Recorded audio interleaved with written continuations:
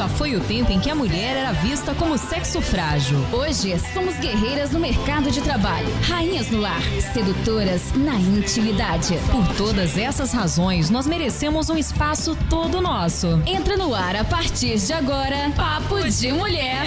Aqui você tem voz, aqui você tem vez. Os nossos parceiros são...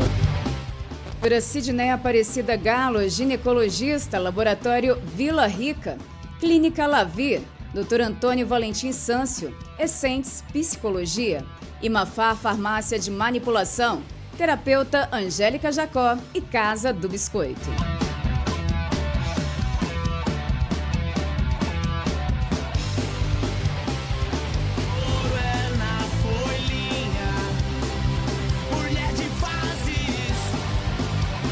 Excelente tarde para você, em sintonia com a Pomerana FM. É um prazer estar aqui em mais uma edição do Papo de Mulher. A saúde intestinal no Brasil é uma questão de saúde pública prioritária, com mais de 20% da população urbana sofrendo de problemas gastrointestinais crônicos. Bem, para falar sobre a saúde intestinal, nós convidamos o médico especialista em saúde intestinal, Mário Marques Neto. Boa tarde. Boa tarde, Marcinete. Prazer estar podendo falar um pouco com os ouvintes da Rádio Pomerana, esclarecer algumas dúvidas num assunto tão importante que é a saúde intestinal. O prazer é nosso. Desde já agradecendo aqui a sua vida na nossa emissora. Qual o papel do intestino na saúde de uma pessoa, Mário? Vamos lá. O intestino, ele é um órgão nobre, é um dos principais órgãos do corpo humano. E a gente costuma dizer que ele não tem um papel apenas na digestão. Ele é considerado realmente o segundo cérebro do corpo humano. E isso tem uma base científica sólida para isso. Qual é? Olha, a gente possui no nosso intestino um sistema nervoso próprio, que é o sistema nervoso chamado de sistema nervoso entérico, onde a gente tem milhões de neurônios que compõem ele. E ali a gente produz diversos hormônios neurotransmissores, como por exemplo a serotonina, que é o hormônio do bem-estar, que todo mundo conhece. 90% dessa serotonina ela é produzida a nível intestinal, para você ver essa relação direta entre o intestino e o cérebro, né? Além disso, a gente possui também uma microbiota intestinal, no nosso trato gastrointestinal, que ela possui milhares de micro-organismos que têm funções diversas, que eu vou estar explicando posteriormente. E quais sinais a pessoa sente ou pode perceber em casa que indicam que a saúde intestinal não vai bem? Olha, existem diversos sintomas, tanto intestinais como extraintestinais. Os intestinais clássicos a gente conhece como dor abdominal, distensão abdominal, flatulência, que são os gases excessivos, diarreia ou constipação crônica, é muito comum, presença de sangramento nas fezes, muco, pus. Esses seriam os principais sintomas digestivos. Mas tem alguns sintomas também extraintestinais que geralmente são subestimados. Que seriam? Mas eles são muito importantes também, né? Que seriam perda de peso involuntária, pode estar relacionado à saúde intestinal. Mesmo que a pessoa coma, ela perde peso. Perfeito, ela não está fazendo nenhum protocolo de emagrecimento e continua perdendo peso. Isso pode estar relacionado a uma alteração da saúde intestinal. Anemia ferropriva por deficiência de ferro também pode estar relacionado. Deficiências nutricionais, principalmente de vitamina B12, vitamina D, ácido fólico, zinco, magnésio, dores musculares e articulares têm relação também. Alterações a nível neurológico, como humor, cognição, episódios de desorientação também têm esse tipo de relação, e também alterações na pele, é muito comum. Dermatite, acne, rosácea, isso tudo está ligado diretamente com a saúde intestinal. E como a alimentação influencia a saúde intestinal? A alimentação é fundamental, né? É o principal modulador da microbiota intestinal e da barreira protetora do intestino. Então, dependendo do que a gente ingere, do que a gente se alimenta, é uma oportunidade de agredir o trato intestinal ou de nutri-lo, ou de protegê-lo, né? Alguns alimentos que tendem a agredir o nosso sistema digestivo: os ultraprocessados, pacientes ricos em açúcares refinados, gorduras transgênicas, excesso de álcool, o próprio glúten e os laticínios, que são os leites, leite e derivados, no caso, para pacientes suscetíveis, né? Sim, aqueles que têm intolerância. Não é para todos, né? Não é para todos. Qualquer um fala assim, vou tirar o glúten e um leite, mas não tem necessidade. Não tem necessidade, apenas se o paciente tiver sinais de intolerância. E isso realmente pode agredir a mucosa intestinal. E tem aqueles alimentos benéficos, conhecidos, que são as fibras solúveis e insolúveis, que são as principais. Por exemplo, verduras, leguminosas, maçã, banana, aveia, os vegetais em geral, isso tudo nutre o nosso lúmen intestinal, entendeu? E ajuda a nossa saúde de forma geral. Fale mais um pouquinho sobre a microbiota intestinal. A microbiota intestinal, como eu te falei, é muito importante. Ela é formada por milhares de micro-organismos vivos que ficam dentro do nosso intestino. Bactérias vivas, vírus vivos, protozoários, fungos. E não é porque eles são micro-organismos, quer dizer que eles são maléficos. Eles são necessários para a nossa microbiota intestinal. E como eu disse, ele tem... O equilíbrio, né? Exatamente, o equilíbrio. E como eu falei, eles possuem funções específicas, né? Não só no trato digestivo, mas também como uma barreira imunológica. Esses micro-organismos eles vão formar essa barreira intestinal, impedindo que toxinas passem por essa barreira e vão direto para a corrente sanguínea, gerando dezenas de doenças. Além disso, influencia direto na produção de vitaminas, neurotransmissores, hormônios. Então, essa microbiota, quando está desequilibrada, que a gente chama de disbiose intestinal, que é muito comum também, acarreta diversas doenças e diversos sintomas gastrointestinais. Bem, aí as pessoas partem por conta própria para os probióticos. Eles realmente funcionam para qualquer pessoa? Perfeito. O probiótico funciona sim, mas é necessário que tenha algumas indicações específicas, né? Por exemplo... Porque diversos tipos de probióticos.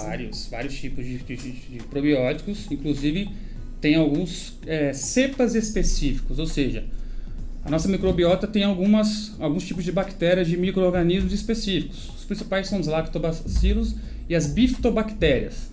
E dependendo do probiótico, não vai atingir essa determinada cepa. Então, a gente tem que saber exatamente qual a gente vai comprar, qual a especificidade dele, para que ele serve, qual o motivo. E por isso que eu te falei que tem indicações específicas. Por exemplo, diarreia associada ao uso crônico de antibióticos. Isso é muito comum. Ou uma diarreia aguda infecciosa. Seria um outro tipo de probiótico para a gente utilizar. Síndrome do intestino irritável. Também um outro tipo específico de probiótico. Doenças inflamatórias intestinais. Também o probiótico pode auxiliar. Entre outras doenças. E a prisão de ventre também pode indicar um tipo de doença, certo tipo de desequilíbrio? Não tenha dúvida. Geralmente a constipação, que é a prisão que é a mulher de que mais sofre, né? É que mais sofre, não tem jeito. O público feminino sofre bastante. Tem dados que confirmam que cerca de 20% da população mundial sofre com a constipação. Tá? E geralmente ela é funcional. Você não tem um problema diretamente no órgão, não.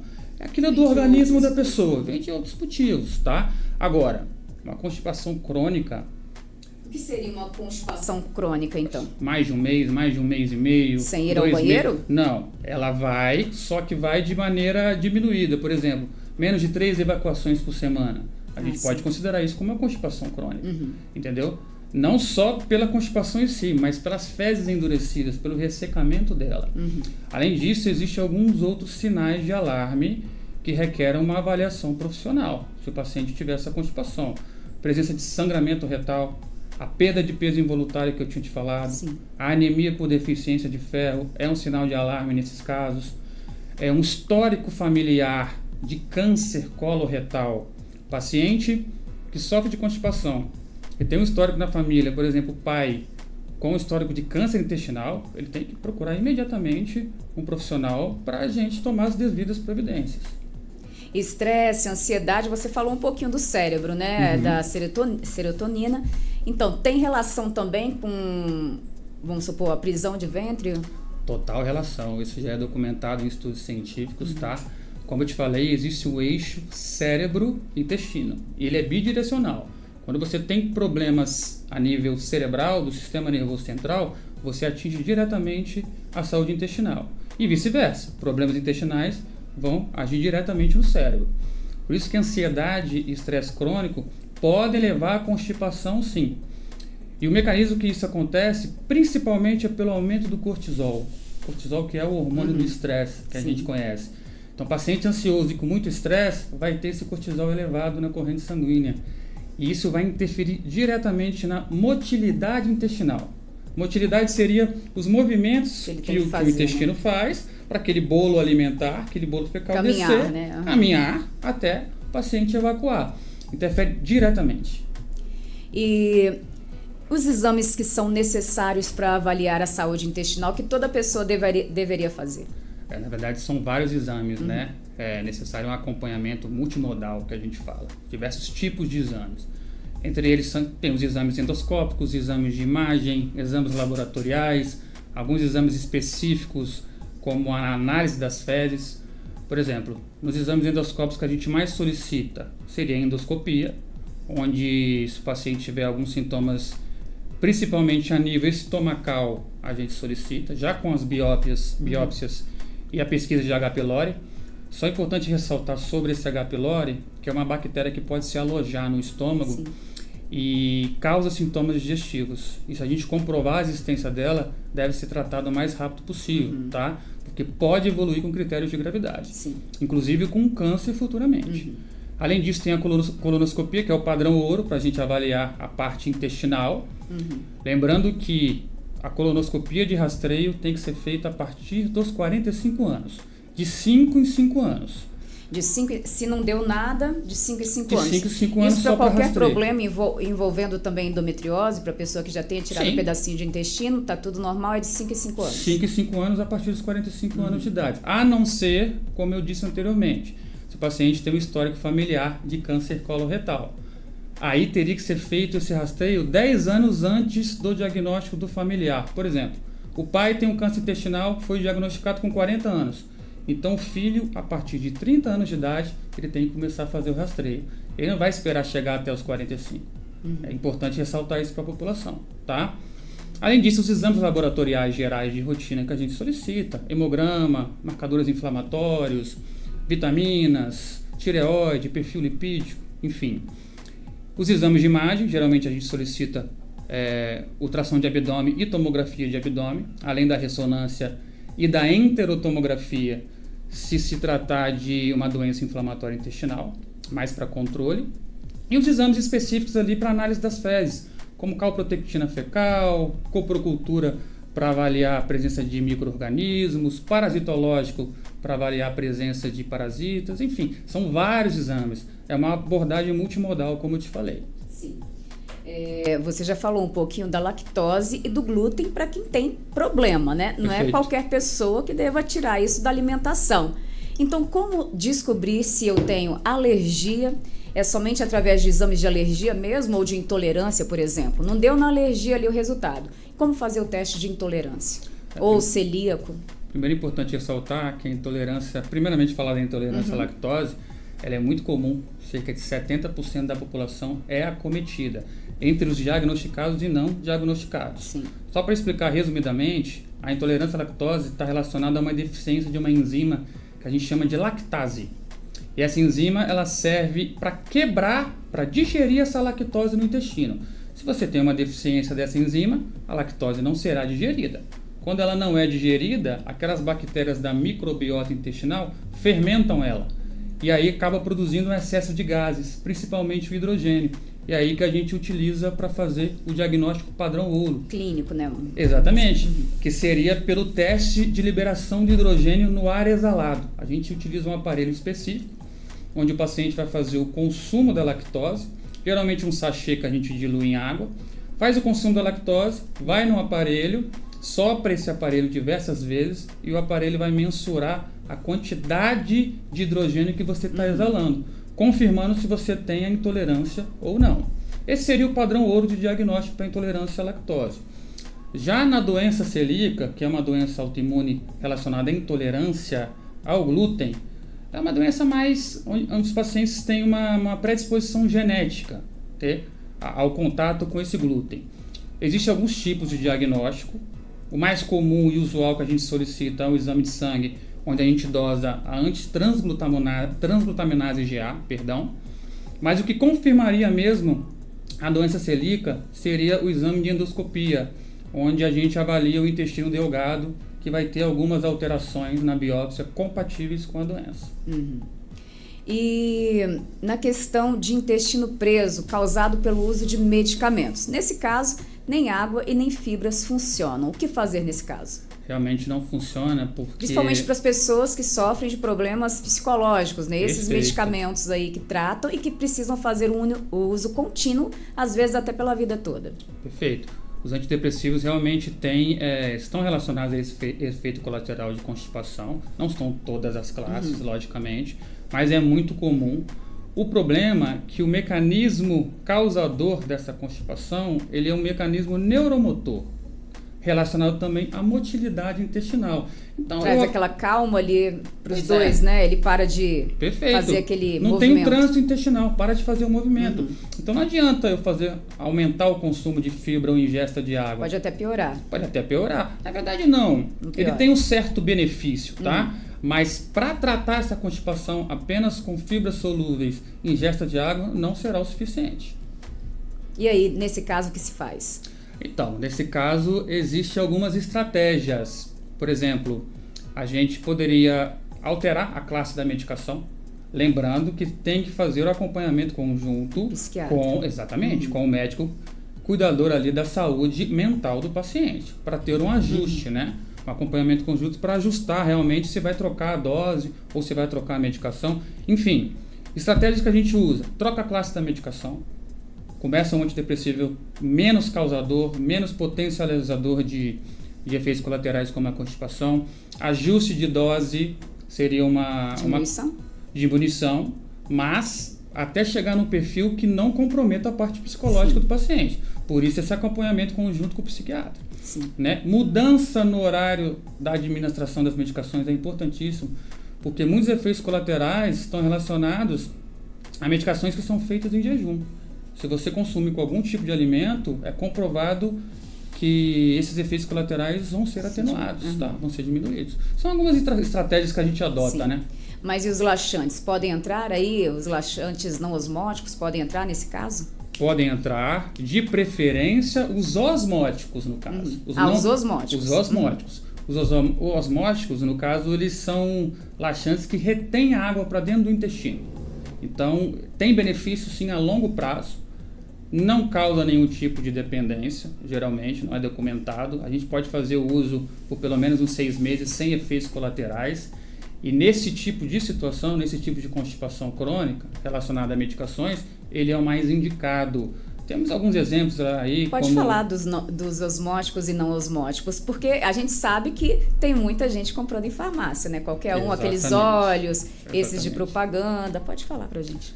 Os osmóticos, os exemplos que eu vou citar aqui, os mais comuns são a lactulose, Peglax, Movalax, hidróxido de magnésio, são os osmóticos para ser usado nessa questão de constipação crônica. Sem trazer dependência e sem fazer mal a longo prazo. Perfeito. E tem os estimulantes, como por exemplo o Sena, tem o Lactopurga. Mas o Sena faz mal. Olha, a longo prazo, porque tem gente que toma o chá, né? Você fala o chá natural. Tem gente que toma chá de Sene. Não necessariamente faz mal. Faz mal se for a longo prazo. Esse tipo de laxante estimulante, ele tem que ser usado para constipação a nível agudo. Cerca ali de 2 semanas, 4 semanas. Não mais que isso. Não mais do que isso. Senão ele pode agir diretamente no cólon, no intestino grosso, e pode causar uma lesão aguda ali. Lembrando que ele é estimulante. Ele vai estimular esse trânsito intestinal. Você não pode fazer um uso crônico de 6 meses de um laxante desse. Você vai ter realmente... Depois vai ter dificuldade para voltar a ter um trânsito normal. Porque você vai criar uma dependência dele. Você não vai ter depois um trânsito normal, realmente não vai funcionar normalmente o seu trato intestinal por conta da dependência. Aí entra os osmóticos, que são os mais indicados no caso, né? Movalax, Peglax, hidróxido lactulose, hidróxido de magnésio, a gente tem alguns mais comuns. E esses óleos minerais? Os minerais ajudam bastante também. É uma conduta mais conservadora, mais natural. A gente não orienta usar de maneira crônica. Pode trazer algum malefício em questão de colesterol? Não seria documentado a nível de alteração de lipidograma, de colesterol, não. Mas como eu te falei, não são indicados a uso crônico, é mais a uso agudo. Logicamente, o paciente fizer 1 ano de uso de algum tipo de óleo para o trânsito intestinal, ele vai comprometer de alguma forma, né? Bem, que sinais, quando procurar um médico especialista na saúde intestinal, para quem está em casa? Olha, vamos lá, foi como eu citei, saúde intestinal ela é importantíssima. Então, pacientes que apresentam sintomas crônicos acima de 4 a 6 semanas, acima de um mês, vamos dizer assim, com sintomas intestinais e extraintestinais, deve procurar a avaliação do profissional, do gastroenterologista. Além dos sinais de alarme que eu te falei. Constipação crônica, diarreia crônica, sangramento retal, emagrecimento. Tem o caso era exemplo da Preta Gil, do cocô sair em forma de fita, né? Perfeito. Isso é um sinal de você estar com comprometimento da saúde intestinal. Pode ser presença de pólipo, exatamente. Então, deve procurar, não deve postergar, porque pode evoluir para um critério de gravidade, para a gente fazer um acompanhamento e uma avaliação completa desse paciente. O que a medicina oferece hoje para o tratamento da saúde ali, do intestino? Olha, a gastroenterologia ela tem evoluído muito nas últimas décadas, tanto no âmbito terapêutico como no âmbito a nível de diagnóstico, né? A gente sabe hoje, como eu te falei, o intestino é o segundo cérebro. Então, ele não está responsável apenas pela digestão ou absorção de nutrientes, mas da saúde de forma geral, né? A relação é direta entre o intestino e o cérebro, ou seja, qualquer comprometimento intestinal vai ter uma alteração a nível cerebral, a nível do sistema nervoso central.